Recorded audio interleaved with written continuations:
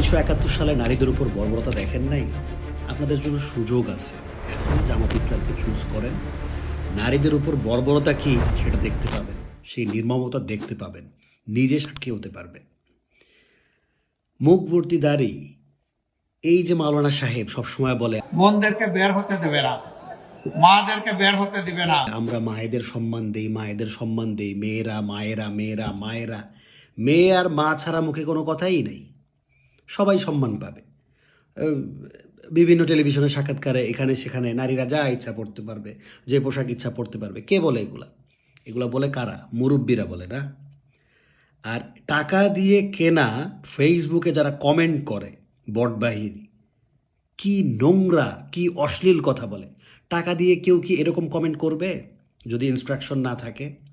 তো এই যে এত বড় বড় হুজুরগুলি সুন্দর সুন্দর কথা বলে জামাতে ইসলামের, মেয়ে আর মা ছাড়া কোনো কথাই বলে না। আমাদের মেয়েরা, আমাদের মায়েরা, আমাদের বোনেরা সম্মান পাবে। তো আপনারা কি এখনও বুঝতেছেন না যে তাদের কথা কাজের কতটুকু মিল আছে? মেয়ে আর মা ছাড়া কোনো কথাই নাই। এদিকে বটবাহিনী দিয়ে সারাদিন খারাপ গালাগাল। আজকে ঢাকা ইউনিভার্সিটি একটা গুরুত্বপূর্ণ জায়গা বলে ওইখানে কথা বলে ফেসে গেছে। ডাকসুর মাগের আড্ডা ছিল, যে ডাকসুর খানা ছিল, অন্য জায়গায় বলতো দেখবেন কিছুই হইতো না। তো এরকম তো বলতেছে একটা এমপি পদপ্রার্থী অথবা একটা মানে এইরকম নেতৃত্ব দেওয়ার মতন লোকের মুখে এরকম কথা আসে কিভাবে? ঢাকা ইউনিভার্সিটিতে বিভিন্ন মতের মানুষ থাকবে, বিভিন্ন ধর্মের মানুষ থাকবে, বিভিন্ন সংগঠনের মানুষ থাকবে। তো কাদেরকে আসলে উল্লেখ করে এই ধরনের কথা বলছে? কাদেরকে বলছে? কখনো বলবে মিডিয়া কর্মীরা এরকম, কখনো বলবে ওইটা। আমি কথাটা মুখেই আনতে চাই না, আমি বলতেই চাই না এরকমের খারাপ ওয়ার্ড। কেন বলবো আমি? মানে নারী মানেই তাকে একটা গালি দিতে হবে, নারী মানেই তাকে একটা অসভ্য নোংরা গালি, মানে একেবারে যত নিচে নামানো যায় সেই ধরনের একটা গালি দিয়ে শুরু করতে হবে।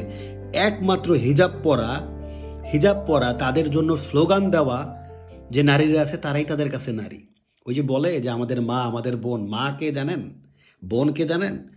যারা ওনাদের জন্য মানুষের কাছে যে হচ্ছে যে ভোট চায়, তারাই ওনাদের মা, তারাই ওনাদের বোন। এছাড়া কোনো মেয়ে, শাড়ি পরা চুড়ি পরা মেয়ে, লিপস্টিক দেওয়া কোনো একটা মেয়ে, চুল সুন্দর করে বাইরে বের হওয়া একটা মেয়ে, বয়ফ্রেন্ডের সাথে কোথায় যাওয়া একটা মেয়ে, ইউনিভার্সিটিতে একটু ভালো করে সাজুগুজু করে যাওয়া মেয়ে, অথবা নর্মালভাবে যেভাবেই যাক না কেন একটা ছেলের সাথে কথা বললেও ওই মেয়েটা তাই, ওরা যেটা বলে সবসময়, ওরা যে গালিগুলো দেয় ওইগুলি। তো ওনাদেরকে সাপোর্ট না করলে আপনারা মেয়েই হইতে পারবেন না, আর ওই মায়ের মর্যাদা পাবেন না। ওনাদেরকে সাপোর্ট করতে হবে, অলওয়েজ সাপোর্ট করতে হবে। যখনই সাপোর্ট করবেন না তখন ওনাদের যেই ভাষাগুলি, সেই ভাষাগুলি আপনাদের মনে রাখা উচিত। আমি বলবো যে এটা আপনাদের মনে রাখা উচিত। যদি শিক্ষিত মানুষ হন, যদি এখনও বিবেকের মধ্যে এখনও যদি শিক্ষা বলতে কিছু থাকে, তাহলে বুঝে নেন যে এরা কারা, যে এদের মুখে এত বড় কথা আসে কিভাবে।